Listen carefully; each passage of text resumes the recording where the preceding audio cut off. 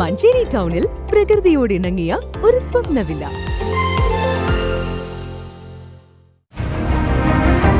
നിങ്ങളുടെ വീടിന്റെ വാഷ്റൂമുകൾ ഇനി ഗ്ലാമർ റൂമുകളാക്കാം സെറ സ്റ്റൈൽ ഗാലറിയിലൂടെ. Sera style gallery near cooperative college, Manjeri.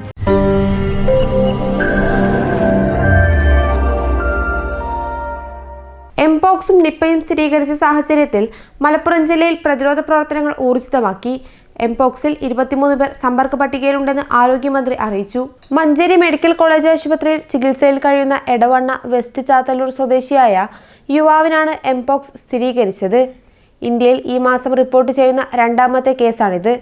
പനിയും തൊലിപ്പുറത്ത് ചിക്കൻ ബോക്സിന് സമാനമായ തടിപ്പുകളുമായി 16-നാണ് യുവാവ് മഞ്ചേരി മെഡിക്കൽ കോളേജിലെ ത്വക്ക് രോഗ വിഭാഗം OPയിൽ ചികിത്സ തേടിയെത്തിയത്. സംശയം തോന്നി സ്രവം പരിശോധനയ്ക്ക് കോഴിക്കോട് മെഡിക്കൽ കോളേജിലേക്ക് അയച്ചു. യുവാവിന്റെ ആരോഗ്യനില തൃപ്തികരമാണെന്നും ഡോക്ടർമാർ അറിയിച്ചു.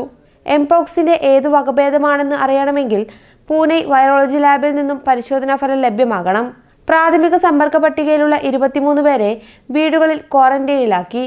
അതേസമയം നിപ്പ ബാധിച്ച് മരിച്ച യുവാവുമായി നേരിട്ട് സമ്പർക്കമുള്ളവർ ഉൾപ്പെടെ 26 പേരുടെ പരിശോധനാ ഫലം നെഗറ്റീവാണ്. ആരോഗ്യമന്ത്രിയുടെ അധ്യക്ഷതയിൽ മലപ്പുറത്ത് ഉന്നതതല യോഗം ചേരും. News desk PTV Kerala.